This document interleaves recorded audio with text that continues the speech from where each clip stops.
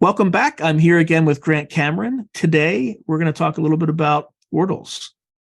Grant, I think you've written 2 books on this topic, correct?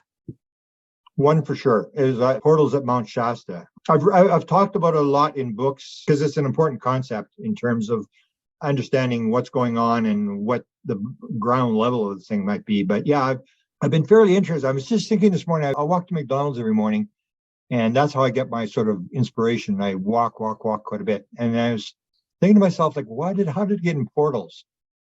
And I think it may have to do with, because most of the stuff I've gotten involved, I mentioned before, I had no intention of getting involved in. These things just sort of happen to me. And when it happens, you get this sort of emotion, sort of inspiration, something fits together, and you go, I got to go down this road. So what happened, I think, was I have a friend who used to help me edit books, Katerina Castillo, who's a legal assistant in Los Angeles. And she was helping me do this kind of stuff. And at one point she says to me, oh, you should come to Mount Shasta. We're going up to Mount Shasta with the Mission Rama group, and we're going to meditate for world peace. And I was like, yeah. I said, Katerina, I'm not really got nothing against world peace. I got nothing against meditation, but I want to go sit on a mountain and meditate for world peace. And this is all these Latinos, these Mission Rama people, which I think are important to keep in mind, because they don't have any grays, they don't have any reptilians, they don't have any mantid, they have none of this kind of stuff. And it's this reflective idea that Brandon Fugel talks about, that is reflective of your belief system. So they're very religious, they're Roman Catholics and stuff. And theirs is like, they all look like they got long hair, they're built like swimmers, they got these tight uniforms on, they're talking about God. And it's like 25,000 of these people around the world. And they all have these experiences, and they're very meticulous about recording what they call antennas.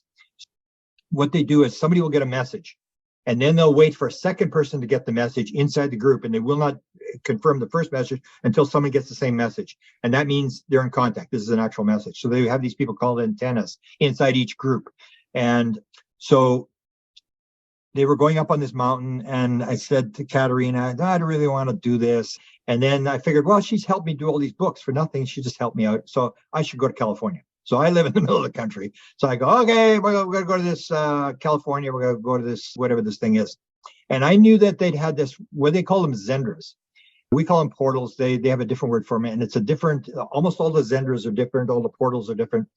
And I knew they had these events in 2014, 2015. And one was Paula Harris, who runs an event called Star Works USA. And she was involved in both the 14 and 15 events. So I knew Paula was there.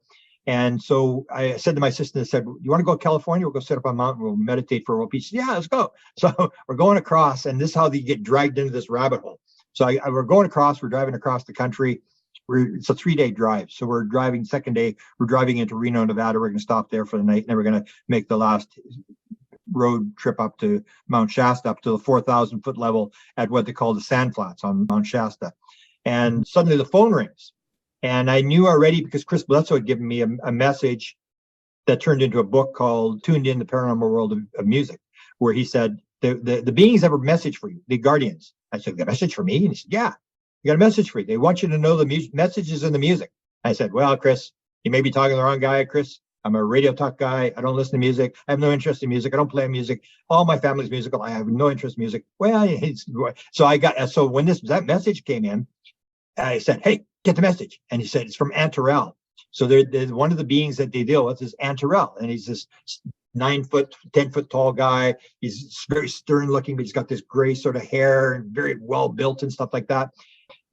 And I said, a message from Antarel, and it's Katerina. And I said, yeah, well, exactly what it is. It gets exactly what the message is. Because I realized I've got one of these messages before. This is important. So it was, we know Grant's coming to the mountain, and there's going to be a program sighting on August the 19th, 2017, I think it was. They want me to post it on Facebook. So I put on Facebook, and I said, that's why I wanted exactly what the message was. So I put it on Facebook, and then I realized, like, holy cow, they had these portal things open, these Xendra things. I said, I really am not interested. I would rather Desta, my assistant, go, or Katerina go through the portal. I'm not interested. I had a very close sighting. I'm not interested in UFO sightings. I'm not interested in seeing aliens. I'm not interested in that kind of stuff. I'm just interested in figuring out what's going on. So I'm thinking, well, no, that's not what they want to do, because Paula was a major researcher. They're sort of showing off. So the beings are showing off because they want her to tell the story. So I realized, oh, they want me to tell the story now, because it's all in Latino, it's all in Spanish and Portuguese and stuff like that. And now it's going to be me. I'd say, well, they must want me to tell the story. So I said, get the message. So we're going there, and I figure, okay, it's very religious. So they do the meditation, they do the oming, they do the fasting, all this kind of stuff. So like, okay, I'll play the game. So 3 days early, I start fasting. I'm not eating anything. And I realize I may get to go in one of these Xendra things. And if that's the way it is, if that's what we wanted to see, whatever. So I get to the thing, and program sighting is, they have these two messages. And the two messages, one was a PhD from Columbia who got the message, and the second one was Ricardo Gonzalez, who was running the group. And they both got the message. The program sighting was going to happen at 9:33 at night. Now, they didn't make it public till after, but 9:33, I'm sitting in the chair, and it's like all of a sudden, this flash above my head, and people are going, oh, and the people got the lasers going, flash again, a flash. And it's right above my head. I'm looking back with my chair, and I'm going, holy cow. I'm looking up at this thing, and I'm going, it's right above me. And I'm thinking, it's pretty egotistical, Cameron. I mean, come on. It's got to be above the group, because there's like, I don't know, maybe 90 people in this group, in this big circle. And it's got to be above the group. And I'm going, no, it's right above me. And other people said, yeah, it was right above you. And it was flashing, flashed. And then it was so far back, I had to sort of sit forward, because I was going to flip the chair, this lawn chair. So I sit forward, and then this giant one, and people are applauding and clapping. And so then it ends. And then suddenly, Ricardo's sitting right beside me, and he opens up this little black book. It's the most bizarre thing. You're in this thing, like the experience. He opens this little black book, and his wife's got this cell phone to light up the book, and he's doing automatic writing. He's going, and I go, oh, I have a camera and a video camera. Man, if I had my video camera, I'm looking at this, I was just floored as it's going. And then he starts going sideways. And I said to Desta, I said, he's writing sideways. And she says, no, he's not. She's turning the book. I said, no, he's writing sideways, and he's going up and down the page. And it's a mile a minute. And then he stops, closes the book, opens the book again. He's writing again. I go, holy cow. And he gets these messages. One is from Antarel, and one's from this female commander. And so they read this thing, and he reads this message, and Grant doesn't need to see. He knows already. And then at the end, he says to me, so what do you think? And I go, it's pretty cool. You know, and meanwhile, in my mind, I'm going, that's the best you could do. You saw what I saw in 1975. That's total nonsense. I mean, flashing in the sky. I mean, it's but it was nothing. I'm waiting for a Xendra to open and a alien to be standing there and stuff. So we went there. But then what happened was, I said to Paula, I said, hey, Paula, where did that thing open up, that portal thing? She said, right over there. And I said, over there? She said, come on, let's go. I'll run the camera, and you tell the story, and we'll go across the field, and you tell me the story. She says, okay. So we go, and I'm filming her, and we're walking across this field. This is 2014. So she goes there, and it's a game, same thing. It's the WoW experience. They're showing off. They want her to tell the story. They want me to tell the story. They want everybody to tell the story. And the consciousness rises. Everybody realizes something's going on. What's going on? The world is not physical the way we think it is. And so she's telling this story, and we get there, and she tells this story about they're in this spot, and it's like a sparkly blue light starts to appear, and there's two objects go over first, and then they go, and everybody's meditating. So there only takes 7 people are allowed in the Xendra at one time. And so they're taking 7 people over there, and the other people are still oming, and they're meditating. They're trying to get their idea is you get the vibration up, almost like a seance where you sing or you om or vibrate. You raise your vibration, and the beings lower their vibration, and this Xendra will open up, and the being will be inside the Xendra, and they take 7 people. So she told me the sort of story. We were standing there, and then I said, and then she mentioned one person and said, that person was there too? She said, oh yeah, they're all here. I said, all the people that were in the Xendra are here? And she said, yeah. I said, can you get me an interview with them? Let's go talk. And we go, and they're all sitting in one spot, because they follow. It's almost like not it's a religion, but they have these 3 or 4 different leaders that have the ability to do this kind of stuff, to lead and to open these things, and to bring the beings in and stuff like that, and contact the beings. And these people follow them around. So they'll go to Spain, they'll go to Peru, and the whole group will go to Peru, and that's how they do it. And so they were all sitting in this one group, and they could see me coming with a camera, and they're all scattering. And so Paula gets them, and I got this camera. I said to the person, I said, were you inside this thing? Yeah, I was in there. So what do you see? Oh, it was this guy, this Antarel was there. I said, well, describe Antarell. He was about 9 feet tall. He looked very stern. He had this gray hair, and there was these little beings beside him, and they looked like they had iPads. And they figured they were the engineers. So these little beings are peeking out from behind these trees. And they had these iPads, and they're sort of smiley like little elves. And they were the ones that were keeping the Xendra open. They were using these iPads to keep the Xendra open. And I said, really? Did you see the little beings? Yeah, I saw the little beings. And what were they doing? They were peeking out from behind trees and stuff like that. And then there was the 10th being, and then there was these other beings that were shorter, 7 feet tall beside them. And then I go to the next person. What did you see? Oh, I saw Antarell. I said, you saw him too? Yeah, I was 10 foot tall. And they're all describing, I'm just blown away. They're all describing the same thing. And the thing was that there were 7 people in there, and they're all having different experiences. So one was Paula Harris was all upset. She was all, scared about what's going on. And she couldn't figure out, he was talking in some language. And she was going, I can't understand what you're saying. And then Ricardo, who was with her, said, calm down, Paula. He can't talk to you until you calm down. Calm down. And all she could hear was this vibration. Another person was getting a message about their family. So there's 7 people, and they're all getting different messages, almost like they were with the being themselves. I was just floored. I'm going, there's like 7 people. And I maybe talked to 5 of them, and the other couple scattered. And then I said, the one guy said, so you seen him before? He said, oh yeah, I've seen him before. I said, you seen Antarell before? Oh yeah. How many times have you seen him? I don't know, 5, 6 times. I go 5, 6 times, because they keep moving around. And so I was just floored with the story. And then the next one was 2015. Paula doesn't want to go back. And it's just, and so I wrote on the 2014 experience and the 2015 in this book, where I talk about how they need Paula to go back. They want her to do this again, and she doesn't want to go. And her phone starts to ring, and there's this big businessman out of Phoenix who was sort of financing her, and his phone is ringing, and she keeps phoning, and then she phones up and says, well, why keep phoning me? He said, I'm not phoning you, you're phoning me. And it's this apportation thing. They do this weird stuff, and they drag you in. And then he says, Paula, I think we've got to go. It's like the day before.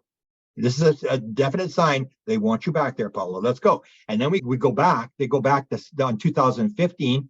And again, it happens. This thing opens up again on 2015. And I talked to a guy I'm trying to get him to talk again, because it has this whole skinwalker thing, this whole hitchhiker effect, which happens in all paranormal phenomena. So skinwalkers Right. made it sound like it's their thing, as anybody in it's paranormal attachment, phenomena right. knows. They put the white light around you to protect yourself. This thing, it'll drag you around, follow you around and stuff like that. So anyway, she goes in there, and this one guy is a translator, and that's all he's there. He's never seen anything in his life, never seen a UFO, never seen nothing. And he's her translator, and he's an architect in Los Angeles, and he was 24 years in the Navy. So he's there with her, and then she gets called away, and again she's freaking out. She doesn't know what. I don't want to go. I don't want to go. No. And they're dragging her, and they got a chair. They're going to sit this chair down in the middle of this field in case she collapses. She's really upset about the whole thing. I don't want to go. And she gets there, and then the one guy describes seeing it, where they all go, and he sits in her chair. He's not allowed. Like, there's 7 people, and he's sitting in the chair, and he's watching her and all these other people, and they disappear. It's like you can't see your hand in front of your face. It's just totally black. So they go, and he said, I can see them disappearing into the darkness. And then I'm sitting in this chair, and I said, what do you see? And he said, suddenly this light appears, and it's this beam of blue light and this blue sparkly light and whatever. And I'm thinking, it's got to be a campsite, someone's campsite. And I'm going, no, they're going right into that thing. And this translator's with Paula, and he goes in, and so I'm interviewing him. And apparently he freaked out, and he wanted me to take an interview down where they said that he cried like a little baby when he was inside this thing, because he totally freaked out. And I said, well, that's what they were saying. Well, you got to take that off the tape. I don't want that on tape. I don't want that on the internet and stuff like that. And he tells me this whole story. And I remember him, when he came out to this guy who was sitting in the chair, he said to Tom, he says, Tom, I can't believe it. There's actual extraterrestrials. I was there. And he said, what did you say? It was right there. It was so close. I could see the lines in his face. It's like unbelievable. And this guy's just freaking out. And he'd never seen anything in his life. And then he starts telling the story when he goes home. Same thing. It's the hitchhiker, but it's not the negative hitchhiker. It's the positive hitchhiker. He goes home, and if you've heard the story with Winterton, tells the story about when he goes where they start fooling around with his car. They always do the car thing. So he says his wife phones him up, says they're playing with the car again. I'm stuck on the freeway. You got to get me off here. And so he goes and gets her, brings her home, and then she comes in. Later on, she says the Martians, they're playing with the car again. And he said, they're not Martians. Well, they're playing with the car. And he goes in, and the car's turned off, and it's in the garage, and the windshield wipers are going. The car's turned off, and they had to let the battery run down. So this is this hitchhiker thing. And then he said Antarell falling around. He's in a kid's function in San Francisco, and he's there, And he said, they're all having this big party at this big table. And all of a sudden he looks in the corner and Aunt Terrell's standing there. And Aunt Terrell starts following him around. And then what happens is the story just gets, it's this wild story that they want me to, I guess they want me to tell again, that it goes from that experience, 2015. He suddenly gets, he's in the middle of this thing. Now he's the hitchhiker. It's following him around. And he gets this message from another being from this same race with the beautiful blonde hair type thing. Adama says in 2020, this is in the middle of COVID, says, if you do this event, they have to go to Sedona and they have to touch 3 different spots in Sedona. And if you do that, then I will guarantee I will come to Mount Shasta and I will appear. And so he gets these 2 women and they do the whole thing. They go to Sedona and they do exactly what they're supposed to do. And all these weird things are happening there. And then they come back and this military guy doesn't even go to the event. He ends up not going to the event. And they have like 40 people there. And in this event in 2020, Adama says he will appear. And what happens is there's a film. We've actually got the film where there's a being. It looks like somebody in a robe standing behind this tree. And they're filming. And they ask Adama, can we film? Yeah. And they film and this being is there and it goes and then it comes back and the being is moved. It's moved to a different tree and it's all in a robe. You can't see a face or anything. And there's a reflection off the back of the tree. And in front of the trees, this thing is standing beside. It looks like a portal. It looks like a square thing. And it's all sort of out of focus in front of this tree. And they showed me this film, 2020. And then the bizarre thing happened. It's like they just don't let this thing off. They just want this story told more and more. There's 9 people. I've got the actual tape. I've recovered the tape in the last month. I thought I'd lost it. Actual tape. I interviewed 3 of the 9 witnesses. They're sitting in the middle of the field, 2:00 in the morning. They're having a birthday party and it gets very cold and it gets very sort of dark there. And they're sitting there. And all of a sudden the one woman's from Mexico. Like these are all Latino people. So the one woman from Mexico says, he's here. Adama's here. And they said, well, how do you know? I just know he's here. And she's there. He's over there. And it's the same thing. It's this light on the edge of it's an open field. It's called the sand flats. It's open. There's no trees. And then there's all these trees all around, just huge trees. And you can see this light. And it's no, it's a campsite. Somebody's campsite. No, that's them. He's there.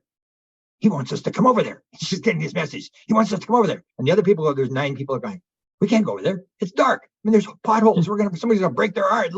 We can't see anything. We're not going over there. Tell them to come to see us. And she goes, okay, they're coming. And they start, boom, boom, boom, just like elephants. Boom, boom, boom, boom, boom, boom. These elephants coming across the field. And then everybody starts freaking out. And they don't know what to do. And it's coming. And it gets closer and closer and closer to this noise. And so they all grab hands. These 9 people, they grab hands and they start oming. They're just petrified. And they're oming. And all of a sudden they start levitating. And they're levitated up into the air. 9 people. They're holding hands and they're oming. And all of a sudden, the being is there. Adama's there. And I didn't ask the question till the end. So Adama's there. And then I said, well, so what happened? He said, the being started to ohm as well. So they're oming. And they said, the strange thing was that it sounded like when we were oming, it sounded like we were underwater.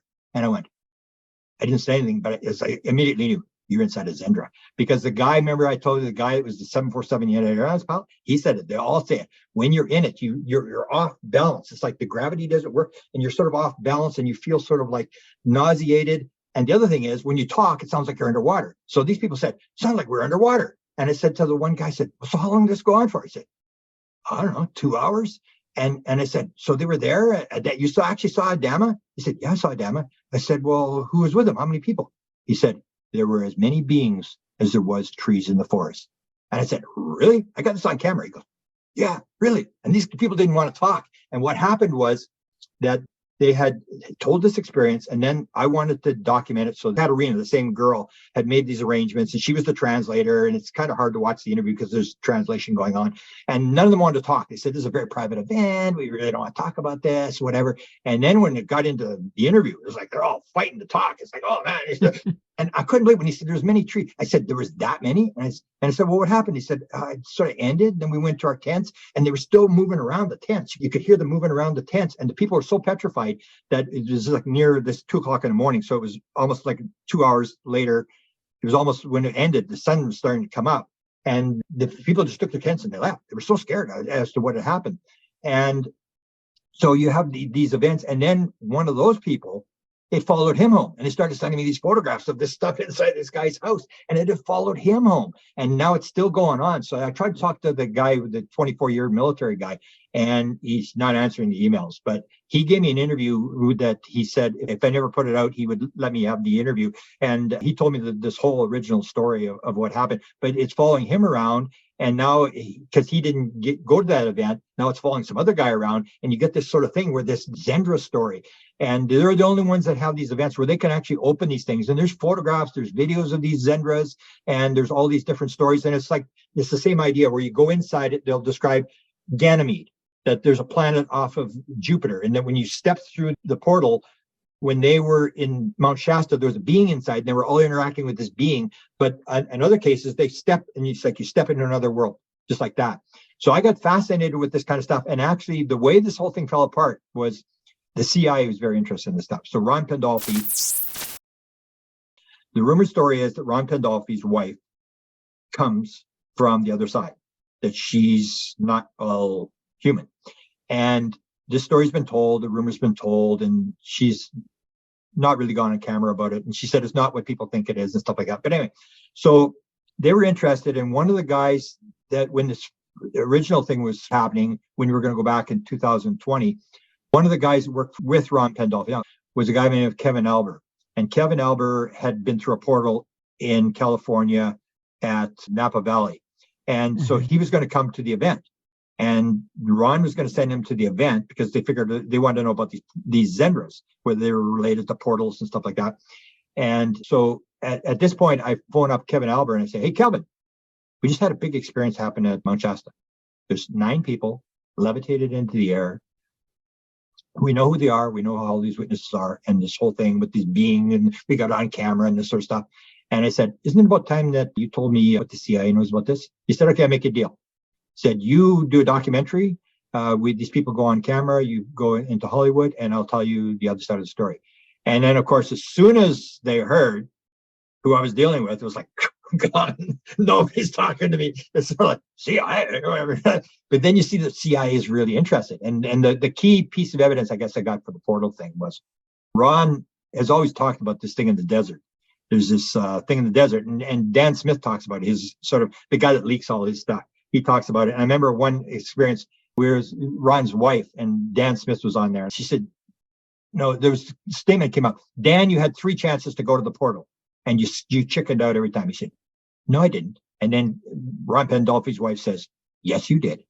And so there was this story that they had this thing in the desert. So Ron, they go on a cruise through the Panama Canal. So there's Ron, his wife, there's Kevin Albert, there's this guy, key guy, his name is Sillison. He's out of LA. He went to school at university with Ron. And there's John Sillison guy sitting beside Ron. And at one point, they're videotaping this thing. Kevin Albert's videotaping this thing. And you can't really hear very well because there's noise in the ship that they're in the restaurant. And she says, so Footman, the story was she's the princess and he's the footman. He takes care of her and she's the princess. And he said, okay, Footman, what do you think? And Ron is on camera. And he says, people have always wondered what it's like to go into the next world. The next time John's sitting there cleaning his glasses. Next time John goes to the desert, a number of us in this room will go into the next world and come back again. And I went, thank you, Jesus. I grabbed that video and I duplicated it. And then it started to circulate around. What about you? What do you have? Well, I think thousands of years people speculated about what it's like to heaven and another world. Now we're about on the cusp of a breakthrough when the door is about to open. And John's next major venture in the desert, accompanied by a few people sitting here, will bring them through that doorway into that next world and then back. And then it went to Bruce Maccabee, who's a good friend of Ron's. He's the Navy guy, did the FBI book on FBI stuff. And he shows it to Ron, and Ron says, that camera is a thief. And it's like, well, you put it on the internet. And it's like the only time the guy's ever been caught on camera. And it's the clearest evidence that they actually have something. He says, people have always wondered what it's like to go into the next world. Looks over at John. He said, next time John goes to the desert, a number of us here will go into the next world and come back again. Where in the desert is this?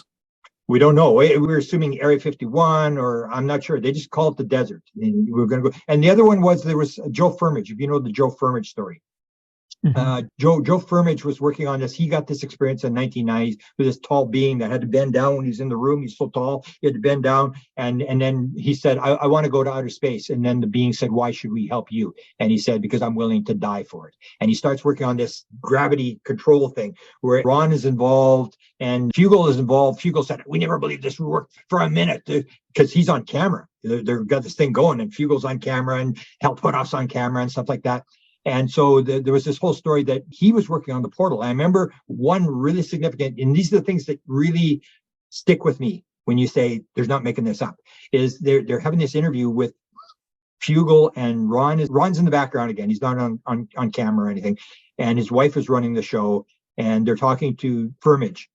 And the daughter, whose name is Kashmir, she's at that time, I think 6 or 7, maybe 7 at the time this interview took place. And then the rumor was that she had been through the portal and she becomes a cheetah when she goes through the portal. You become a different animal. And so she on camera at the time, she was talking about the cheetah and stuff. And you have to know the background of what she's talking about, that she's been on the other side. And I remember someone asked her, don't you want to go back? Nah, I'm more interested in being on this side. And she's the one that said, I'm only half alien. My mother's an alien. And she, like this kind of stuff. And so they ask her, they say, hey, you want to ask a question to Joe Firmage? And she said, yeah. She comes on the camera. This is 6 years old, 7 years old. And she says, how many portals do you have in your house? Like a 6-year, like somebody's telling her something. Like there's no way that a 6-year-old girl's going to think of a question. How many portals do you have in your house? And he laughs. Oh, well, yeah, well, you have to come here and stuff like this. And there was always this rumor that Firmage was working on the portal thing. So I've been interested. And what I've always said, to sort of sum it up, is I've looked at a lot of anti-gravity stuff. We got anti-gravity and stuff. Every time I chased it down, it was like, we got gravity control. We can affect gravity by 2% or something like that. I've never seen anything where it actually confirmed. But when it goes to portals, it always ends up in something like, oh my God. Give you an example. I'm with Tim Taylor. If you read Chris Bledsoe's book, you talk about a meeting that took place in a cabin in Pennsylvania. So there's all these rich guys. I'm the only guy who doesn't have any money there. And Chris Bledsoe's there, and he's talking about Mel Gibson wants to do a movie, and they have this option, and the business guys are telling them, don't put this, don't put that. And all Chris Bledsoe's interested in is the end of the movie. They're not going to change the end of the movie. They're not going to put reptilians in this movie. It's going to be the way I want it to be. And they say, we can't let you control the end of the movie. And they're offering him millions of dollars, and I'm not signing. And he basically, I gave him credit. I mean, the guy turned down a lot of money because he wouldn't give the end of the movie away. And this is the third time it had gone through lawyers. So they're sitting there, and Tim Taylor's there. So Tim Taylor's this NASA guy with the little pieces of metal that he had put in everybody's hand and stuff like that you sort of indicate he knows something's going on. And so I meet him. I don't know who he is at the time. And now his name is all secret. But then there's no secret. I knew who he was, and there was no big secret about who he was or whatever, except that I didn't know how powerful he was. So I'm talking to him, and I'm talking about his download experience. And then he shows me his cell phone. We're talking, and he shows me his cell phone. He actually introduced me to an experiencer. He had 2 experiences. You want to talk to one? And I've known her now since then, that he's following these experiences. Write down what's happening, your premonitions and stuff like that. So he's watching these experiences. He introduced me to one of them, who I've dealt with ever since.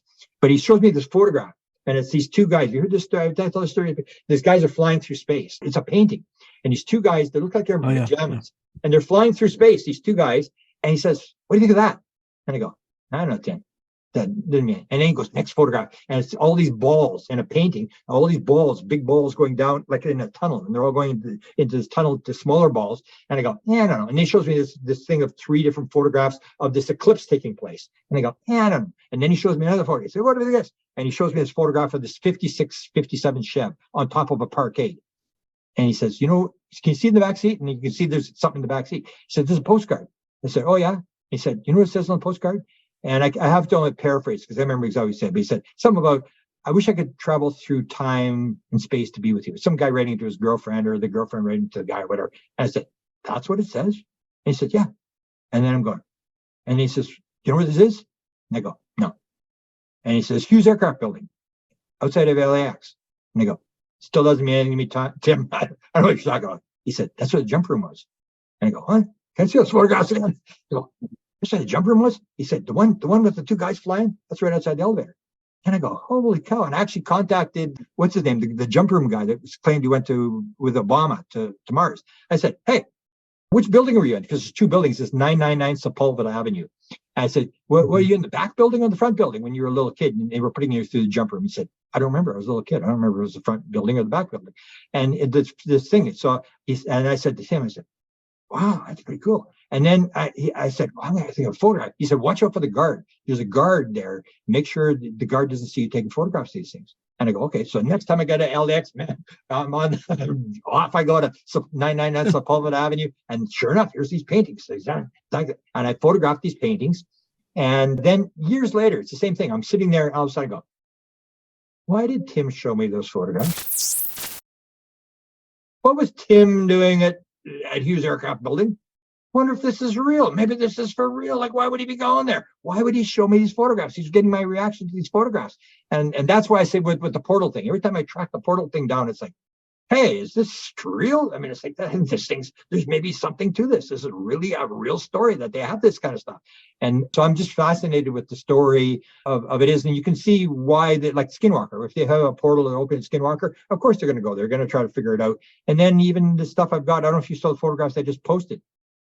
The guy sends it. He's the guy. I'm not going to get into the story. He's just the guy that started this whole thing with the apports, with the feathers. There's all these feather stories that were happening around. It's just bizarre. There's 12 people, 15 feather stories, all these synchronicities of feathers and stuff. And he's the guy that started that. He got this impression that he had to go around the world. He had to go to Laughlin, Nevada to meet me. And his wife says, Tony, are you crazy? You've got chronic Crohn's disease. You're very sick. You've got 2 kids. You've never left the country. You're going to go across the world to see this guy. You don't even know if he wants to talk to you.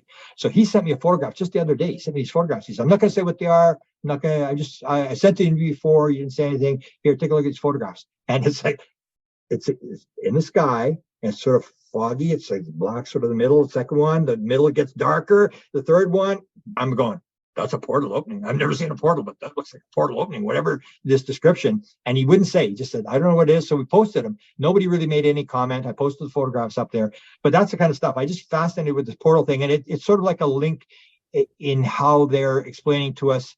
It's not the world you think it is. You can actually pop from one dimension to another, but it's all the same thing. We sort of make this idea that we're here, the portal's there. It's all the same thing. It's all interlinked. The portal may be inside our mind. Everything's inside our mind, like the remote viewing. Where does the guy get the material for the remote viewing? He's not going anywhere. It's inside. Everything is inside you, and you actually go there. And that's why the beings are saying to you when you're flying the ship, they say, it's within you. You have to imagine it within you. Or Ron Johnson said, they asked him, they said, where would you like to go? And he said, I'd like to see the Milky Way from a distance. He said, okay, it's going to take about 1 second. It's within you. Go within yourself. And he said, in 1 second, the window was open. He looked, and there was the Milky Way in the distance, like 50 to 70,000 light years, which would indicate that something's going on. It's not what we think it is. There's no way I think they're going 50, 70,000 light years. It's all within us. It's this bizarre world that is changing, and we're realizing more and more as we go along, this is wrong, that's wrong, this is wrong. And I had the psychedelic experience. I wrote a book on psychedelics, and that was the number one thing they hammered to me over and over and over again. You think you know what's going on. You haven't got a clue what's going on. Not only is it what you've got wrong, it's exactly the opposite of what you think it is. And then I got frustrated at one point, and I said to this thing, and it went on for session after session where they kept hammering me with this ego thing. And then I said, I'm just here. I'm trying to figure out what's going on. So you tell me, what the hell's going on? And then they said, we don't know what's going on either. I go, oh, and then the other day I'm thinking, maybe they don't. Maybe you only know the veil is closed for you. And I'm talking to somebody at a lower level, and they don't know what's going above them either. And maybe even at the highest level, even the beings don't know what's going on. That they're doing their little job, and they're trying to move up, and everybody's trying to move up this level. And the veil is there for a reason. That it's part of this thing is figuring it out. So the portals are real. There's no doubt about that. There's enough stories, whether it's the government stories and these mission Rama people. As I said, there's actual photographs, there's videos of these Xendras. I've talked to lots of people who have been inside these things, and they have these common characteristics of talking underwater, wanting to throw up, or they come out with the burn, where we're all red. The people will come out of the Xendras, and they're all red. You hear this it's even in Close Encounters of the Third Kind, where he's looking out the window and he's red on the one side and stuff like that. That's inside Xendras. So it's connected to UFOs. It's the same sort of thing. And whether that's a symbolic of something in nature that we need to learn about, or it's just a thing why they put triangles on people's arms. I say, well, why are they putting triangles on people's arms? Like, what is this? I mean, it's just to get you to go, what is going on? Like my one friend here, he has some of the most dramatic experience. He's now died, but I asked him, I said, hey, Jim, did you ever come back? They had your clothes inside out and backwards. And he goes, you want a photograph? He sends me a photograph right away. And he said it's happened twice inside. And it's like people say, or like Terry Lovelace when he was on your show. He says, they put my socks on sideways. I mean, they just want you to go, what the heck is going on? Why are my shoes undone? Why are my socks on sideways? It's not like the aliens are stupid. They can't put your socks on. They want you to go, what the heck is going on here? What do you think is driving some of these portals? Because I know David Morehouse, we did a whole episode on Chaco Canyon, right, where they observed one above Pueblo Alto, which was part of a civilization that was there thousands of years ago, or maybe not thousands, maybe like 1,000 and a few hundred, that they observed one in real time at 2 a.m. at night. They look up into the sky and they would see this diaphanous shimmer, and it was like looking through cellophane paper is what he described it as. And at the same time, I think they ran into Jacques Vallée, who had some like big contraption with them that they were kind of looking for something similar, not at Pueblo Alto, but just in that general vicinity. But it's in the desert. But then again, given your Shasta experience, it could be in a number of various places. Sedona would be another location. Speaking of which, where are these videos? Where can somebody find these videos? I don't have my website anymore. If you want, I can give you access to the Ron Pandolfi video. The one from Shasta, I better hold back because whether they're going to tell the story or not, I've got the video of this being there, which was very, very strange. But the one with Ron, I can provide you that. I've posted them quite a few times. I've talked about them. I've shown them in various lectures. When you talk about the locations, I think we sort of get thrown off by locations. We always forget that we're part of what we're seeing. Right. So Mount Shasta, for example, people say, Mount Shasta, they're living under the mountain. It's like, really? They got all this technology living under a mountain. It's like the whole thing about hair. I mean, why are aliens got no hair? Especially the bad aliens. The bad aliens all got no hair, and the good aliens all got long, sort of beautiful hair. And it's like, do you think that we got CRISPR technology? Do you think they would have developed something to get hair? I mean, the first thing you would have worked on is hair. And so we're part of what we're seeing. So the Mount Shasta thing, it's almost like you develop a belief that they're there, and it plays into it, that we're part. It's not like it's an independent thing happening independent of us. You go to that event to see it, and you help manifest the thing. It's almost like in the last event, I wrote 2 books on Mount Shasta. So there's 2 different groups. I did the one guy's group, wrote a book, and then I said, I want to go to the other guy's group before I write the first book, because I don't want them playing off, you went to his group and you didn't do my group or whatever. And so I end up with 2 different books. The other one was Enrique Villanueva. So he had a group there, and they had the thing where they're living under the mountain, and it's like, this is like crazy stuff. I mean, it's sort of like it's a old legend, and people believe in this. Like, how can you believe these aliens living under the mountain? Well, there's massive lava tubes underneath. But that's the thing. Shasta. People are thinking that it's a physical thing causing the phenomena. It's the other way around. It's the phenomena causing. So because people believe Mount Shasta is sacred, because they have piles of groups, not just Mission Rama. There's all these people up there that think it's a sacred mountain, and they're doing all these meditations, and people in white robes, and just like, and it will produce that. If you believe that, it will produce that. Mm-hmm. It's even they had this thing. It's called Talos. So there's a rumored story that Talos is under the mountain. They all living in this mountain thing called Talos. So the last one I did, and I wrote this up in a book with Enrique Villanueva, and he's in the middle of the night. It's a bizarre thing. They set it up for him. And even I don't think believed that Talos, it's just a rumor that they're underneath the mountain. He says he's 2:00 in the morning, and they come back from the top of the mountain. They have this event. It's like a program setting again. And this woman appears, and people see this woman. And so I'm writing up that story. He's coming back, and it's 2:00 in the morning, and he goes to the outhouse, and he's got his cell phone, and he looks and he goes, I got 5 bars on my cell phone. I can't believe it. Okay, I've never had a bar at Mount Shasta. I got 5 bars. So he's sitting in the outhouse for 2 hours. He's playing on the internet on his cell phone. And then he comes out of the outhouse at 4:00 in the morning. The sun's just ready to come out. He looks out, and there's this sort of light at the end of the road. And he's going, what's going on? And he goes and he looks, and he says, the whole mountain is lit up with all these lights. And he goes, Talos exists. And he's going, oh my God, where's my camera? And he's running around. Where's my camera? and looks intense, not there. Oh, I left it in the circle. And it's in the circle on his chair. And he goes and gets the camera. And then he realizes my camera doesn't photograph at night very well. And then he's trying to wake up the guy named Marcel. Marcel's got all these guys, they have drones, they have high-end camera equipment and stuff. And he's trying to find Marcel. And which tent is Marcel? And it's Grant. Where's Grant? I got to get Grant out here. And he's trying to get a witness because he's seen this. And he bangs on the one guy's tent. And the guy's snoring away. Oh, forget that. And he goes and he gets these two women. I remember the next morning, they're describing these two women, and he's got these photographs that I put in the book, and they're not very good because the sun was coming up as he's taking these photographs of these lights. And there's nothing on the mountain. It's all snow. There's no city. There's no people, mountain climbing in the middle of the night, stuff like that. And there's all these lights. And he gets these two women. I remember the next morning, I knew I was going to record this. I had to get this right for the book. So I got this little handheld tape recorder and I'm taping. And people are describing these experiences. And these two women were with them. And they're on the ground and they're drawing. And they go, oh my God, they're all freaking out and stuff like that. And that's the whole thing. So people will have these experiences. Even the one guy that claimed that we were going to interview after it all fell apart, before it fell apart, we were going to interview this guy, and he claimed he was taken underground. He was taken to this tunnel underneath the Mount Shasta. And I said to Katerina, I said, can you set up an interview with this guy? I think there's another book in this. We should tell the story because that was my role. I saw my role because the Mount Shasta, the Mission Rama thing, unless you followed them, you don't realize how weird this group is. I mean, the stuff these guys can do. They've recorded every single message they've gotten since 1974. So they work on this thing. There are two people have to get the same message. And then you put it in this book. And they've got this book that has every message from 1974 for these program sightings. And the stuff that these people can do is just absolutely fascinating. But it's all in Spanish. So nobody really knows. And that was I saw my role is to put these two stories out about these groups. I went to two different leaders of these groups and I talked about the portals and stuff like that.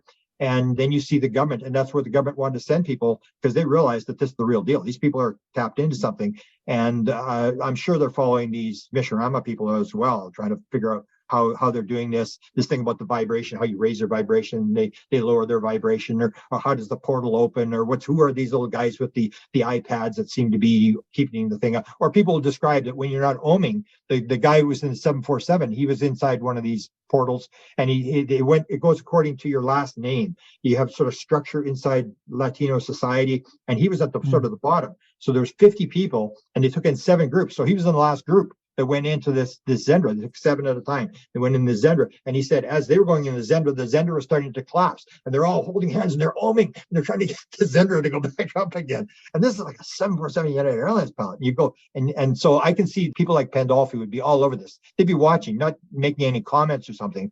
Right. But when I got involved with it, I got indications. They even said they wanted me to do this thing. And I said, I don't do Hollywood. I hate sitting in front of camera. I don't memorize lines. I hate that kind of stuff. I'm a researcher. I said to them numerous times, if you want me to do, they're going to do one on the aviary.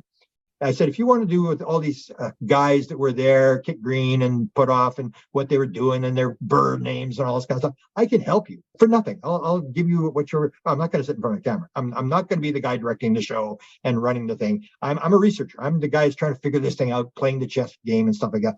But they actually came to me a couple of times to these offers that they wanted this stuff in Hollywood. So I've actually got a documentary guy contacted me from Vancouver, Canada, and he wanted the same sort of thing. And I said, well, if you want, I'll put you in contact with these guys and you can see if you can do it. And I think he may have an option because the intelligence agencies are always looking for a way to put this stuff out. Like the Holloman Air Force Base story that supposedly Jimmy Carter saw in his briefing, the Holloman Air Force Base story. I remember I watched Close Encounters of the Third Kind. I said to Bob Emenegger, I said, Bob, you had the Holloman Air Force Base film? It looks exactly like, except for yours was the morning, 6 o'clock in the morning, and the Close Encounters of the Third Kind was in Wyoming in the middle of the night. And he said, oh, I didn't tell you. I said, you didn't tell me what? I didn't tell you I gave a copy to Steven Spielberg? I said, no, you didn't tell me that. He said, yeah, I told you Annie Spielberg was a line producer for me. She said Steven wanted a copy of our documentary because the film got pulled back. So they had to do storyboard, and they were allowed to put 8 seconds of the film inside the documentary. So there's just 8 seconds. I went to Bob and said, Bob, there's 8 seconds in the documentary. Well, I said, you told me they took the film back. Well, they said they took the film back. Well, they did. But there's 8 seconds in the film. Well, it doesn't show anything. So what do you mean it doesn't show anything? Well, it doesn't show the craft. It doesn't show the billions. And so they let us use it for background. I said, what do you mean background? And so Steven Spielberg got it, and he took the idea of Close Encounters of the three ships come over 1971 over Holloman Air Force Base, and the one lands, and they've got the cameras going, and there's one in the helicopter, and there's 3 on the ground, and they're filming this whole thing as it's taking place 6 o'clock in the morning, and he turns into Close Encounters of the Third Kind. And then Bob Emmett said, I told you a story about Steven Spielberg's mother comes to me. Steven Spielberg's mother says, hey, Bob, I saw your version of the landing, and I've seen Steven's version of the landing, and I like Steven's version better. And it's those kind of things where you start to realize, like, there's stuff happening inside of Hollywood. They're telling the story without telling the story. So if you've got something good, so I've had a couple of offers to do this kind of stuff, and I said, no, I'm not going to do that kind of stuff. I hate it. I was on one thing where they did the presidents, and it was the worst 12 hours of my life, where they had all these lines, and some 25-year-old girl had written these lines, and you had to memorize these lines. And I'm going, I don't memorize stuff. I mean, just let me talk about the presidents. I'll tell you the story. I'm not gonna. Well, no, but she's got. It has to be this way, and it was like it has to be exactly the way they had it. And I said, what does she know about presidents? She knows nothing. She's like 25 years old. But I hated that experience. So I said, never again. I'm not sitting in front of a camera and memorizing lines and taking stuff out and allowing them to edit it. I'll just say it. You can put it in whatever you want, spin it the way you want. I'm not a researcher. I'm just trying to figure out what's going on. Was it at least well written or intelligent, or was it just as if written by a? It wasn't bad, but it was going from. And they gave me the thing, like they sent me the scripts. There was just 6 different scripts, because I've done a lot of stuff. So I did the presidents, and then there was, I can't remember what the other scripts were. Different. They're going to do 6 different things, one shoot, and it was like 6 different scripts for 6 different things. And then the president had a lot of lines. I mean, it was like the whole thing was all mine. And I said, I hope you don't think I'm going to read that. And they said, no, you don't have to read it. Don't worry. And so when we got there, then he would read the line, and he would read like 3 lines, and he'd say, okay, go. And I go, what? You think I'm going to repeat that? And then he wouldn't do it. And then finally I'd get it after like 15 minutes or whatever. I'm sweating. I had to take a break. I had to go out. I said, I can't take this. I'd go out, and it was getting worse. As I was going along, I was getting worse at memorizing these lines. Then I'd finally get the line down, and then the guy would say, oh, hang on. He says, we're in LAX headquarters, and it was all marble floors and women walking around high heels, and everybody's got a set of keys on them. And he'd say, hang on, someone shut the door, gotta do it again. And I go, you kidding me? I spent like half an hour getting one line down, and then they get it, and then they do a thing where the guy would say, okay, now do it like you're not reading it. And it's like, I never would ever do that again. So even though I got these offers, I said, no, I'm not the guy to sit in front of the camera. There's no way, if you want me to tell you what's going on for free. And the one guy said, I'll make you executive producer. I go, I don't want to be an executive producer. Who cares? That means I have to sit at the end of the documentary for 5 minutes and watch to see my name come out. Who cares? Executive producer. So yeah, I think they are feeding this stuff into Hollywood. This stuff is going. Oh, that's why I mentioned. We should finish that story, and then we can maybe end. Chase Brandon says, he wrote a book. It's called The Christos Conundrum, and it's the fictional version of how the CIA handled Roswell. And he said it was edited 8 times. It was gone, and they took out stuff, and it was reviewed and stuff like that. And he says this famous line that I always repeat. He said, if you want a good story, read the book. If you want to learn something, read between the lines. Mm-hmm. And that's how it works. They're telling the story indirectly. They spin it where they'll say Holloman was 64, it was 71, or the one with the underground base. People don't know this one. The whole story about the shootout at the underground base with the guy who has the sidearm, goes underneath, and Dolce special forces guys are killed. That was supposed to be under the Dulce Mountain. If you go through the Bob Lazar story, which I did as it was breaking, we wrote that story up in 1990 in a book. Bob Lazar, the second day he's there, he gets 125 documents, which doesn't make any sense. I mean, you show the guy where the washroom is, that's about it. I mean, you're not going to give him 125 documents, how the program works and all this kind of stuff. And he's reading 125 documents. And one of the documents is the shootout, except it happened under Area 51. So that's the thing. So you got the 2 different stories. It happened under Area 51, it happened under Dulce. Nobody knows. They got the story out. It's partly true. And they put all this garbage in it so nobody knows what's the real truth. And it's floating out there. What do you make of that story, the whole Phil Schneider story?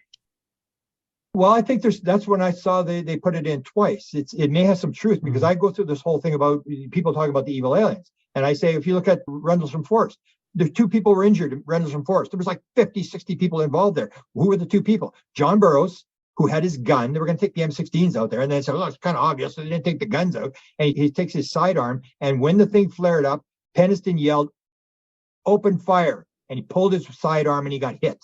And now he got injured. The other one that got hit, they're talking about the blue orbs, the evil blue orbs. The other one was this Bonnie Tamplin, that has been confirmed that she was in a truck and she had her arms. You're not allowed to have arms on UK territory once you leave the base. And she had her arm and she was in the truck, and this blue orb went through the truck. And someone even said she discharged the arm. I'm not confirmed that, but she did have a gun. Holt said she had a gun in the truck, and she booked off on stress leave. And so when you get guns, like the one told me, oh, these guys got injured, and they went in a portal in Georgia and they got injured. And I said, you got injured? So what happened? Well, the one guy died and the other guy's cancer came back. I said, really? I said, let me ask you a question. Do you have guns? Oh, yeah. They were special forces guys. So, yeah, really? And you start to see this thing, like the Cuban jet fighter thing. Well, do people get injured? Yeah.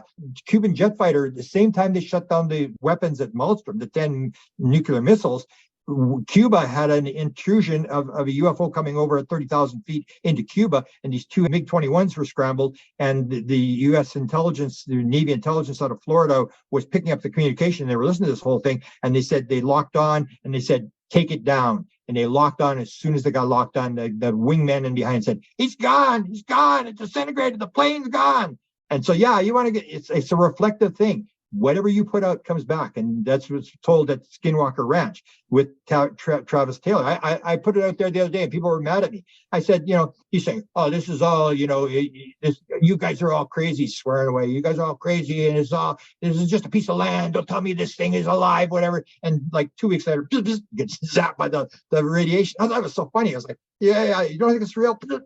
And they didn't kill him, but they made the point. And then he said, oh, wow. He said, that just changed my whole attitude. And that's the whole thing. It's reflective. Whatever you put out comes back. Same as these special forces guys.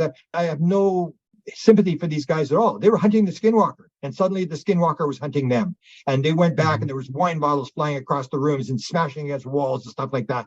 And whatever you put in there, it's like the Mission Rama. They have the Skinwalker as well, but it's a positive Skinwalker. Science Bob, if you know Bob McGuire, he goes to Chris Bledsoe's thing, and he comes back, and he and his wife get healed. So you have the positive and negative. It's what you're putting into it that reflects back to you. And that's why it was so important that I was trying to get this quote from Fugel, who said that when he goes on the ranch, his brother flies him in on the helicopter, they pray that you got to set the mind straight before you get on, that this thing is reflective of your attitude, that when you're in a bad mood. Same as George Knapp said, we have found that those who are the most aggressive to the phenomena had the worst experiences. That if you go in there and you want to take it on, make sure your insurance is paid up and all this kind of stuff, because it can get pretty ugly. That the phenomena is just reflective of what we're putting out. What do you make of James Lakatsky's sighting at Skinwalker Ranch, the tubular bells? Absolutely. Well, the tubular bells is the devil thing. It's the song from The Exorcist. It's the definition of the theory. Wow. When I wrote it up in this MUFON paper, I'm going to put it in a book. When I wrote it up, it was like, it's almost like you could see it. He's sitting there and he sees this thing. And he looks sideways. He looks back. It's still there. And it's almost like you could hear the little tubular bells saying, welcome, Dr. Lakatsky. We thought you'd never show up. And the same as the Skinwalker Ranch, the Nimitz thing. They were there for a week. It's like, hello, turn up the lights. You can't see us. Hey, we're over here, And then as soon as they go, and then they make the bubbles under the water and they drop from 80,000 feet down. It's this whole showing off thing. It's like, finally, someone's paying attention. And it's to give a lesson. So they give this lesson to Lakatsky. The same as Brandon. Brandon Fugel was a skeptic, and he tells the story. 6 months after he buys the ranch in late 2016, he's sitting there and he's got the guy who's the Hell's Angel guy, and the guy gets zapped and they put him in this comatose thing. He ends up in the hospital. He's probably armed to the hilt, and they got this dignitary on there. And then they drain the batteries from 80 down to 0, which is like, well, now we really got their attention. Let's drain their batteries. And then they go back to get the batteries, and all of a sudden they're going there. And then Fugel says they look up, and this thing is sitting there in the sky, and it's looking at them, and they're all looking at this thing. And what's it doing? It's not doing anything. And then it moves 50 feet. And I say, so why does it move 50 feet? It's like they're going, hey, move 50 feet to the side. Watch that. And they move. Oh, it moved. And you hear Brandon telling you, it moved 50 feet to one side. And then it shot like a bullet. And I said, like, why does a UFO often shoot off like a bullet? Like what? What did the alien just suddenly realize, oh, I forgot to take pick up the wife's dry cleaning. Wait, let's get out of here. I gotta go. And they take off at the speed of light. They're doing that. They want you to go, whoa, what the hell is going on? And they do it. Same as Bud Hopkins. I don't know if you've heard the Bud Hopkins story.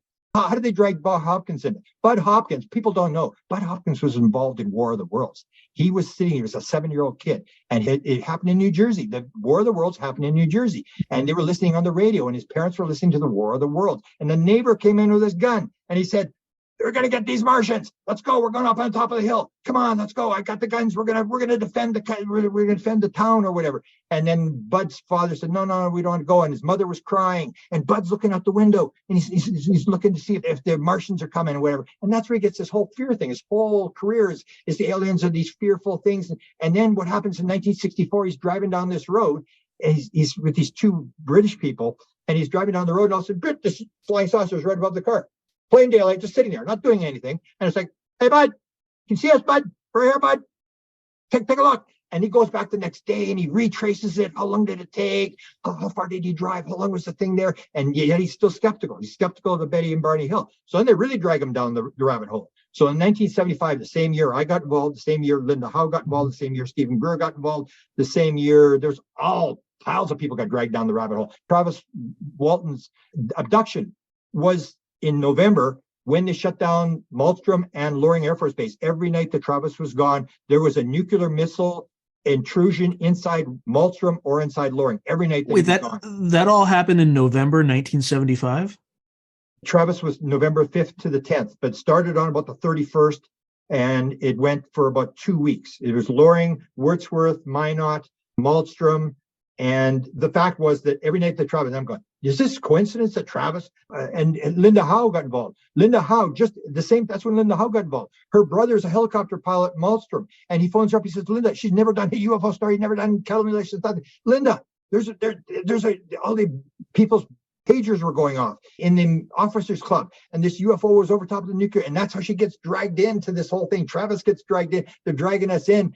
So Bud Hopkins gets involved in January of that year.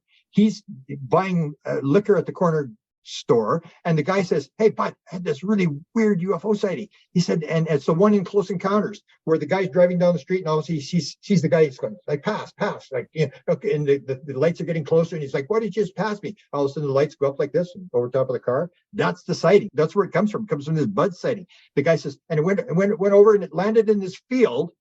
Talk about theory. Wow. It landed in this field. There was these two sort of portholes. This door opens up and a ladder comes down, and these 10 guys all dressed the same. These little guys come down the ladder, and they all got like a shovel, a little spoon shovel, and they got a bag, and they scoop a piece of dirt and they put it in the bag, and they'll go up the ladder, and the door closes and they take off like at the speed of light, and they're gone. And Bud goes, "Really?" And then Bud goes and he investigates and he finds the 10 holes. And then he finds out there's a witness across the field who saw the thing in the field, and one of the windows was shattered. And that's it. Bud's down the rabbit hole. He's no longer in Kansas, and he ain't coming back. And that's how they do it. That's what I call the theory of wow. Like, why do they have lights? Like, why do they suddenly appear? That's the second night I saw it, because I saw it up close 2 nights in a row. The second night it came right at me, and I'm going like, and it's flying away, and I'm thinking, it'll be extraterrestrial. And I'm going, what's it doing? What's it doing in this small town in the middle of nowhere that has no significance? Like, why is it here? Like, what's going on? And later on, I even realized it was even worse, because it came at me the second night. It came at me, and then it made this turn, and then it flew off. And I go, why did he just go from there to there? Why did it have to come at me and go there? Because it wanted me to drag me into this whole thing. And there was a film taken. That's how I got involved. There was a film taken. I would never have gone. We were going to go, and then we just sort of forgot about it. And then the story kept appearing in the paper. The aliens are still there. They're seeing this stuff. And they had this film that was taken. And I talked to the guy who took the film, and he said they almost had it the night before, and this camera crew from a TV crew. And he's looking down the thing, and he says, "Okay, the next time this thing flares up," it was on the ground. The next time it goes up, we're going to get something on film. And it was almost like the craft says, "Are you ready? 3, 2, 1, push the trigger." The thing jumps up in the sky, and it flies across the sky. That's what got me to go. And then when I interviewed the guys, I heard this whole story about it went just as he pushed the trigger, and then they cut the film. There was only when it was stationary. He's looking at it was stationary. He picked it up, and then at 12 o'clock, he stopped the camera to get a frame of reference from the stars, and he stopped it. So those 2 6-inch pieces came, and they cut the pieces out. The main reporter who was involved in that thing said to me, he said, "I know what you're going to think, but let me tell you what, the film was backwards." I said, "Film was backwards?" "Yeah." He said, "Went across the sky, and then it jumped in the air." I saw the film before it was edited. It was backwards. And that's the kind of stuff where once that happened to me, it was like, wow. It's like, and I was down, and then I saw it twice myself, and I was down the rabbit hole, and that was it. End of my life. Just that's my whole life has been that thing. And that's what they're doing. They're doing these weird things that get you to go, what the heck's going on here? Because you can't let it, if it was ordinary, I say, like, why did they take the blood out of the cow? I said to Linda lots of times, Linda, why did they take all the blood out of the cow? Because if they didn't, you wouldn't go and investigate it. It has to be weird. Why did they shred a heart of a cow? They shred the heart and they leave the sac outside is completely intact. How did they take the brain out without any incision? Because everybody goes, how the hell did they get the brain out? And it drags you down the rabbit hole, and you just get into it. And that's what they're doing. They're using this almost like the definition I use. It's easier to pull a wet noodle than to push it. So they got you, and they're pulling you along, and everybody's just sort of following along. And when you try to fight it, then it doesn't work to your benefit. You just go along with it, and they give you more pieces of the puzzle. And they're gradually unraveling the pieces. But the veil is still there. They're not going to sit there and tell you everything. They want you to figure it out. You got to go through school. That's what it's all about. Otherwise, what's the point of life? I mean, if you come in here and you know everything, and it's excitement. So that's why I'm saying I think more and more I'm starting to understand maybe what's going on here in terms of, because for the first 35 years, I mean, I'll tell you, I mean, I was collecting stories and whatever, but I wasn't really going anywhere. And then I just had this bizarre experience with Travis, with the crop circle thing. You know, I didn't want to go in the lecture in 2012. That was Colin Andrews talking about crop circles and consciousness. And I was interested in crop circles, but there was a big controversy. He had said 80% of the crop circles were hoaxed, and there was people were ready to kill him. And I'm going, oh, I got to go. This guy's a major researcher. I better go watch this. And that's when I had this sort of thing, and everything just sort of shifted. And it was almost the story of the Wizard of Oz, where, you know, you suddenly you're gone, and you're no longer in Kansas, and you're in Oz. And they're just dragging us into Oz with all this weird stuff.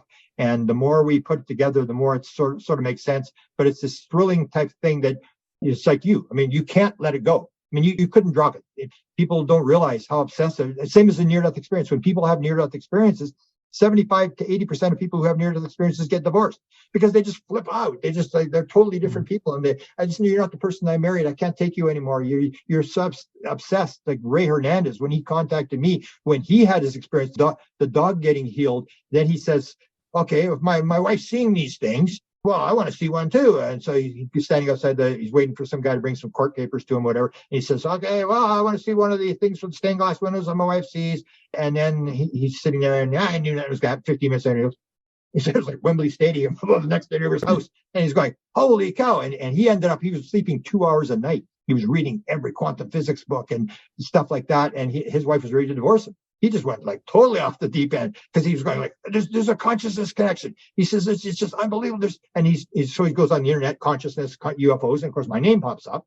I go down to give a lecture. I said, I'm in Florida in a couple of weeks. I'll give a lecture. We'll have a talk, whatever. And that's when the 2 days after that, here's the consciousness lecture. He's sitting in a traffic jam in Miami. And he says, all of a sudden I'm sitting there, and he says, suddenly I'm in the air. He says, I'm in this experience, and they have this wheel. And these beings are there, and this wheel is spinning around, has quantum physics and remote viewing and UFOs and all this sort of stuff. And this stuff, and the beings say it's all the same thing. You got to quit parsing it. And so you see this, it starts to unravel. You realize like we're getting some help from the other side. We're getting some stuff, but you got to sort of open up and just sort of let it happen rather than to try to fight it, which I think is the natural tendency is to try to use the rational analytical brain, which is what I say is the thing. What you want to do is what you do in regression is say, Sean, walk down the stairs. And the left brain goes, I can walk downstairs. I'm the best walker downstairs. I can, and then go down, and there's a door, and I'll close the door behind you so you can't come back. And then you walk the guy in, the left brain's busy working on this kind of stuff. And meanwhile, you say, we'll call you in about half an hour. We're going to be working here, and we'll call you back. And then you allow the rational analytical brain to come back in, because it's the one that's causing the noise. It's the one that's killing the signal. And if you can shut that down, so that's why you got to watch the experiences. These people are having experiences for a reason.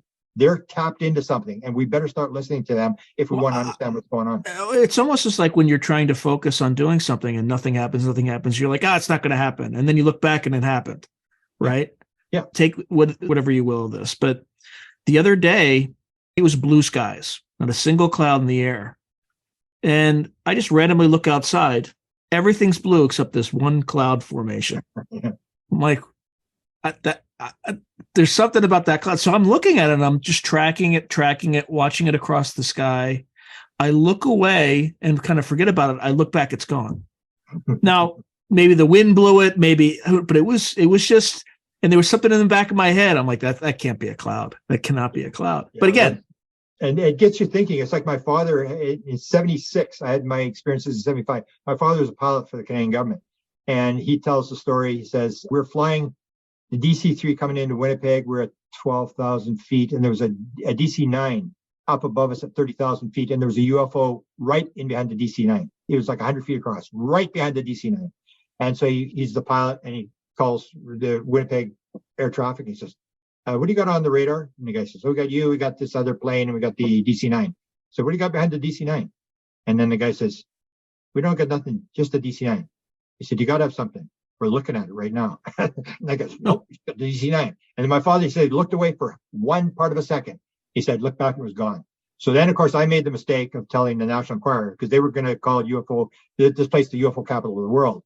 And I was contacted. So I said, hey, Bob, guess what? My father had a UFO sighting. He's a pilot. And he phoned my father. I never seen my father so angry in his life. Can you keep your damn mouth shut? It's like, so he told Bob, I think it was a weather balloon. It's like, keep your damn mouth shut.